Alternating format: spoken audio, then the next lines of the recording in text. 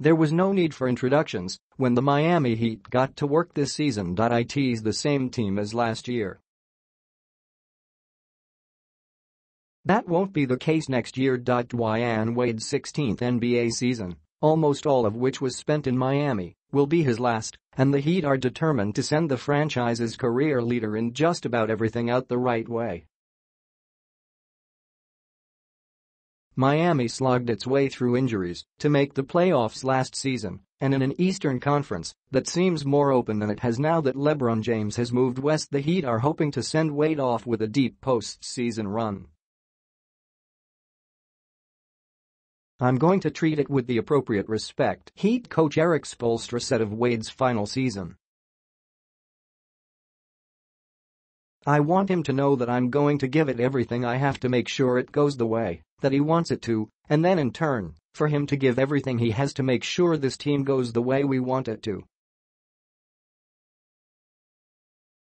Wade wouldn't have it any other way.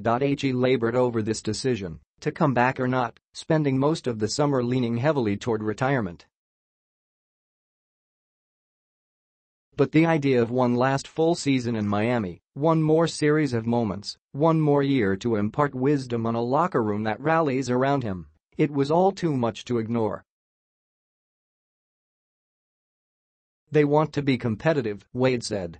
"We're not just coming and saying, hey, we're just going to keep growing every year. No, they want to get to the playoffs, they want to win in the playoffs, they want to go further and further. That's what we're going to go through this year."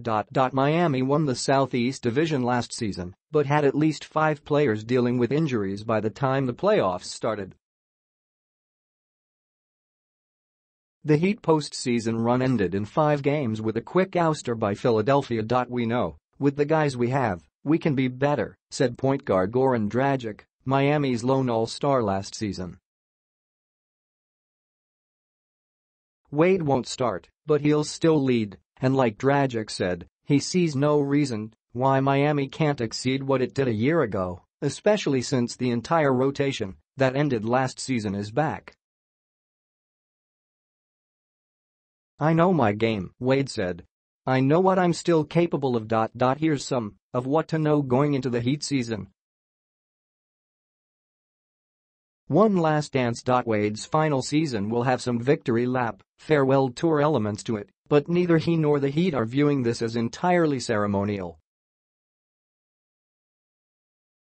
He's going to be a critical part of what they do on the floor in terms of finishing games." Spoelstra may rest Wade in some back-to-backs, a move that shouldn't come as a surprise considering the 12-time All-Star turns 37 in January, but when it matters most, no. 3 will most likely be the number 1 option. The schedule. Miami opens with 7 of its first 9 games against teams that didn't make the playoffs last season, which could provide the Heat, who won't be at full strength when the season begins because of injuries to James Johnson and others, with the chance to get off to a good start. The finish could be challenging, since Miami has 9 of its final 13 games on the road. Waiters watch. It might be several weeks before Heat guard Dwyane Wade, who had surgery to fix his long problematic left ankle, is ready to get back into the Miami rotation. Wade has played in only 76 games in his first 2 Miami seasons. The Heat have no shortage of wings with Tyler Johnson, Rodney Magruder, Derrick Jones Jr., Wayne Ellington, Josh Richardson and Wade, all among those primed for minutes, so Waiters likely won't be rushed. When he comes back, Spoelstra's challenge of managing minutes will only get tougher. Whiteside's form. Last season was better off forgotten for Heat center Hassan Whiteside, who had 3 extended absences because of injuries and was a total non-factor during Miami's 5-game playoff exit against Philadelphia. Whiteside averaged 5.2 points and 6.0 rebounds in those 5 games, spending most of his time on the bench. The Heat need Whiteside engaged and happy this season, both of which have been constant challenges. An example of how impactful he can be: when Whiteside blocked multiple shots in a game last season, Miami was 19-9.